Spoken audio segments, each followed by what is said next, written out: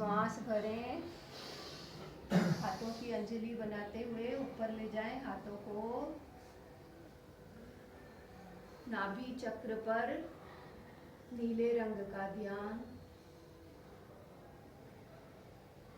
सो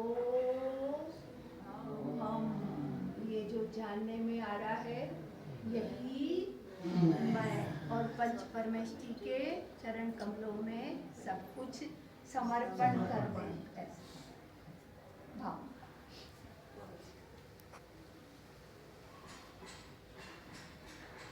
अब अपन विज्ञान का थोड़ा सा देख लेते हैं। भाष्यो निज स्वरूप तो, भाष्यो निज स्वरूप तो शुद्ध चेतना रूप, अजर अमर अविनाशी ने देहातीत स्वरूप। आत्मसिद्धि का श्लोक है। अजर अमर अविनाशी ने देहातीत स्वरूप, कि मैं तो अजर अमर अविनाशी तत्व वो मैं हूँ। तो अब जैसे क्या है कि हम एक आए तक एक आए थे, जैसे जो भी आपका नाम है एक आए थे, तो ये क्या मिथ्यात्व, अभेद, मिथ्यात्व और अभेद कर रखा था ना, दोनों में भेद, एकत्व। अब उसको हमें उस मिथ्यात्व अभेद को भेद करना है दो, सम्यक्त्व के लिए, संकित के लिए दो करना है, शरीर भिन्न और आत्मा भिन्न, और फिर वहाँ से वापस अद्वैत करना है कि सिर्फ शरीर अलग है पर मैं तो शुद्ध चैतन्य स्वभावी भगवान आत्मा, वही मैं, वही। तो हम क्या, जैसे जो भी क्रिया करते हैं, जो भी क्रिया, जैसे आप लोग यहाँ से उठोगे, है ना, उठोगे तो ये कौन उठ रहा है? शरीर उठ रहा है, और मैं जान रहा हूँ, बस इसका अभ्यास करें, मैं जान रहा हूँ, तो अलग हो गया ना, ये तो उठ रहा है और मैं जान रहा हूँ। तो ऐसे ही जैसे आप यहाँ से बाहर निकलेंगे, चप्पल पहनेंगे, तो ये चप्पल ये पहन रहा है, मैं जान रहा हूँ। ऐसे ही हर क्रिया को, हर क्रिया के साथ कुछ भी क्रिया का नहीं, कुछ भी क्रिया का निषेध नहीं करना, जो कर रहे हैं उसमें मात्र ये कर रहा है और मैं जान रहा हूँ।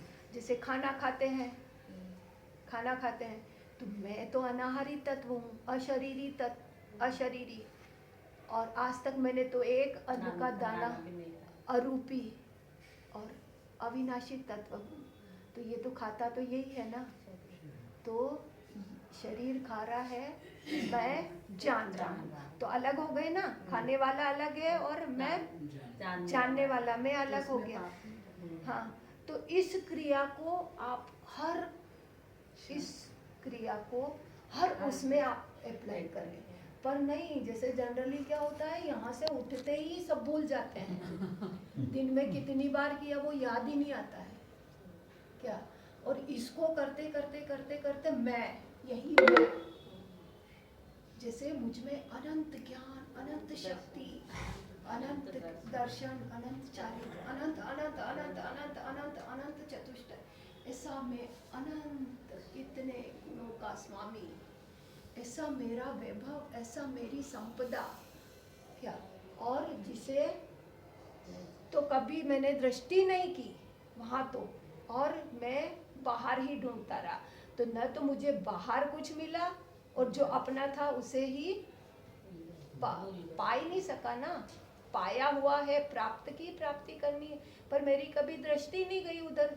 तो कैसे, मुझे दोनों तरफ से गया ना, धोबी का कुत्ता घर का न घाट का, वैसा हो गया ना। तो अब मुझे सिर्फ जो मेरा है, प्रकृति का नियम देखो, प्रकृति ने कहा जो तेरा है वो सब तेरे को दे दिया है, एक अणु मात्र भी मेरा बाहर नहीं है, एक अंश मात्र भी मुझसे बाहर मेरा नहीं है। जो, और प्रकृति ने लॉकडाउन कर दिया, तेरा सब तुझको खजाना देके और लॉकडाउन कर दिया, लेकिन ये इंसान ये ऐसा है कि उस लॉकडाउन को तोड़कर बाहर निकल गया और बाहर ढूंढ रहा है। अपना खजाना तो खोला नहीं क्या, और बाहर ढूंढ रहा है, तो बाहर कहाँ से मिलेगा? बाहर मिल ही नहीं सकता। जैसे एक दृष्टांत के उससे समझाती हूँ। जैसे एक राजा के पास तो बहुत अपार संपदा होती है, पर उसके एक ही बेटा और थोड़ा सा स्लो माइंड, जिसको कहते हैं ना स्लो माइंड, मतलब बिल्कुल सीधा था। तो अब राजा को ये टेंशन होती थी कि ये क्या करेगा मेरे जाने के बाद, और मेरे जो खजाना है वो उसका क्या होगा। तो उसने क्या किया, खजाने का मैप बनाया पूरा, और उसको फोल्ड करके और एक ताबीज जो बांधते ना, ताबीज बना के काले डोरे में करके और उसके गले में पहना दिया। तो वो तो स्लो माइंड था, उसको तो थोड़े टाइम बाद राजा की मृत्यु हो गई। अब वो जो था वो तो खा पी के और ख़त्म कर दिया। अब वो क्या करे? तो अब उसको कहा कि लास्ट में तो उसने सोचा कि अब तो कुछ है नहीं, सब कुछ ख़त्म हो गया, अब तो भीख मांगना ही बाकी रहा। तो वो मंदिर के बाहर जो बैठे रहते ना, जो भीख मांगने के लिए, खाने के लिए जो बैठे रहते, वहाँ उस लाइन में वो बैठने लगा। एक बार कोई परिचित वहाँ गया तो, और ऐसी दशा हो रही थी बिल्कुल, क्यों खाने को नहीं है तो दशा वैसी, पर फिर भी उसने उसको पहचान लिया। तो बोले तू वो ही है? कि हाँ। तो तू यहाँ क्या कर रहा और यहाँ भीख मांग रहा? तो वो बोले कि मेरे पास कुछ है ही नहीं, क्या करूँ मैं? अरे तेरे पास तो इतनी अपार संपदा है, पूरा खजाना है, तेरे पिताजी इतना खजाना छोड़ के गए हैं। तो बोले मुझे तो पता नहीं। तो फिर उसने दिमाग लगाया, उसने कहा ये तेरे गले का जो ये है ये मुझे दे। तो उसने उसको खोला, एक परत खोली, 2 खोली, 3 खोली, 4 खोली, 5 खोली, 7 खोला, और वो खजाने का नक्शा मिल गया कि देख तू इतने खजाने का मालिक है, इतनी संपदा तेरे पास है, इतना वैभव है, और तू यहाँ बैठा भीख मांग रहा है। ऐसे ही हम हैं कि हमारे भीतर भी इतना खजाना है, और जो ये 7 चक्र जो बताते हैं ना, एक एक चक्र खुलता गया और वो खजाना मिलता गया। तो ऐसे ही अब, और बाहर कुछ मिलेगा नहीं, बाहर तो कुछ है नहीं। बाहर क्या है? मेरा एक अणु मात्र, एक अंश मात्र भी मेरा बाहर नहीं है। और जिसे मेरा कह रहे हैं वो कभी मेरा हुआ नहीं, पर को मेरा बनाना चाहते हैं, वो कभी मेरा हुआ नहीं। और जो मेरा है उसे मैंने ध्यान ही नहीं दिया, कभी ध्यान ही नहीं दिया। तो पर, और हम जब जैसे खुशी वगैरह जो आनंद बाहर ढूंढते हैं, कुछ भी अच्छा लगा, कुछ भी हुआ, कहा इतना आनंद आया, इतना आनंद। अरे आनंद वो तो निमित्त मात्र था। आनंद का स्रोत तो तेरे भीतर से बह रहा है, और जहाँ से उसका उद्गम स्थल है आनंद का, वहाँ दृष्टि कर। तेरे भीतर अबाध आनंद का सागर लहला रहा है भीतर, उसमें डुबकी लगा जा, शांत शांत शांत, बस यही करना है। तो ये बाहर की दुनिया तेरे को फिर कैसी लगेगी? कि फीकी लगने लगेगी, कि मेरा तो कुछ है ही नहीं ना, मेरा है जो सब कुछ मुझ में ही है। तो अब हमें जो मेरा है उसकी रक्षा करनी है। जैसे धर्म और धन, तो धर्म क्या करता है? धर्म तो तेरी रक्षा करेगा, और धन की रक्षा तुझे करनी पड़ेगी, चौकीदारी करनी पड़ेगी ना धन की। तो ताला लगाया, वो करना पड़ेगा ना। तो धर्म तो तेरी रक्षा करेगा, और धन की तो रात दिन चिंता होगी। ठीक है, हालांकि जितना चाहिए उतना है, पर उसके बाद भी कभी तृप्ति नहीं होती उससे कि मेरे पास बहुत है, बस अब नहीं चाहिए, बहुत है, बस अब मैं अपने उस धन को एकत्रित करूं जो मेरे साथ ले जाऊंगा। ऐसी कमाई कर चलूं जो साथ जा सके, मुश्किल पड़े तो राह में फिर काम आ सके। तो ऐसी कमाई करनी है कि जो मेरे साथ, जिसका कोई हिस्सा नहीं ले सकता, कोई बांट नहीं सकता, वो वैभव मेरे पास है, वो संपदा मेरे पास है कि कोई नहीं बांट सकता उसे। तो अब हमें अपना जो अपार संपदा, अपार सिद्धों के समान स्वरूप मेरा क्या, हर जीव का, इसमें अहम नहीं, क्योंकि सभी जीव सिद्ध सम है ना, सभी जीवों में वही है।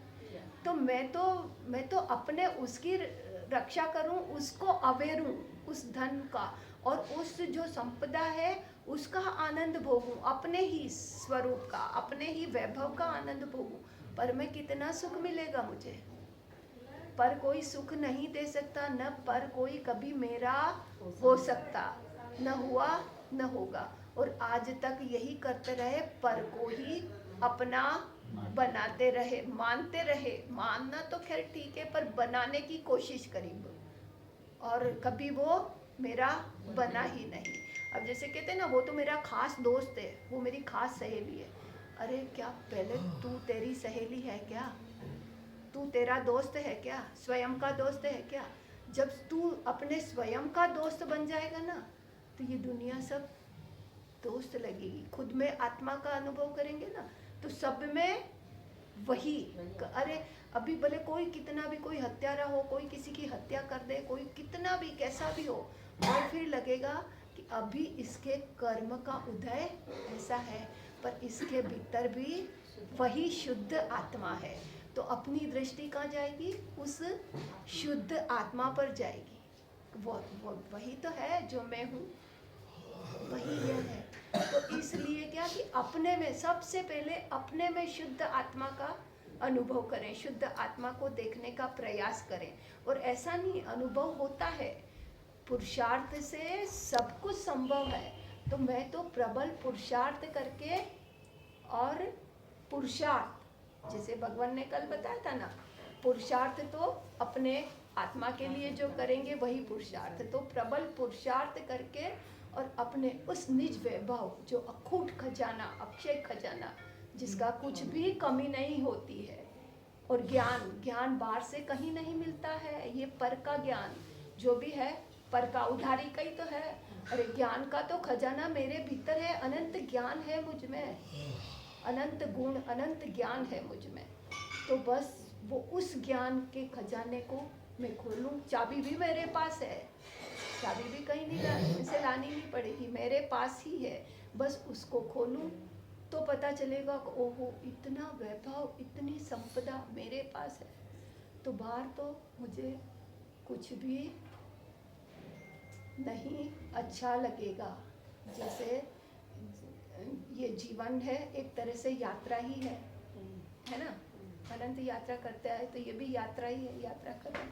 पर इसके लिए जो ये भौतिक यात्रा करते हैं, उसके लिए हमें चाहिए गाड़ी, घोड़ा, बंगला, एरोप्लेन से करो, किसी से भी करो, उसकी आवश्यकता होती। लेकिन अपने भीतर के जगत की यात्रा करने के लिए साधना की आवश्यकता होती है। और अपना लक्ष्य, कि मेरा लक्ष्य तो सिर्फ मेरी मंजिल, लास्ट मंजिल, बीच में कहीं अटकना नहीं। कोई बड़ी, कितनी भी बड़ी सिटी आ जावे, जैसे ट्रेन में बैठे, हाँ यही बम्बई होगा, यही दिल्ली होगा, कहीं नहीं। इससे बहुत सारी होती है बीच में, सिद्धियाँ होती है। नहीं, कुछ नहीं, मुझे तो अपनी मंजिल, लास्ट मंजिल, वहाँ तक पहुँचना है। किसी में अटकना नहीं, किसी में रुकना नहीं। बस तो एक वो बताऊंगी, जब तक नींद भरी आँखों में, जब तक नींद भरी आँखों में दृश्य जगत यह अपना है, अज्ञान रूपी नींद है ना, दृश्य जगत यह अपना है। यह दृश्य जगत तो इन आँखों का एक सपना है।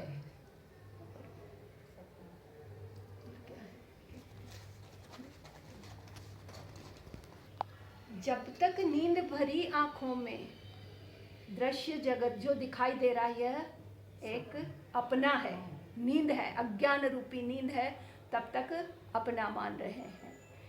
और यह जीवन का एक, यह दृश्य जगत जीवन का एक सपना है। सपना जन्म हुए तब सपना शुरू हुआ और मृत्यु के साथ ये सपना खत्म हो गया।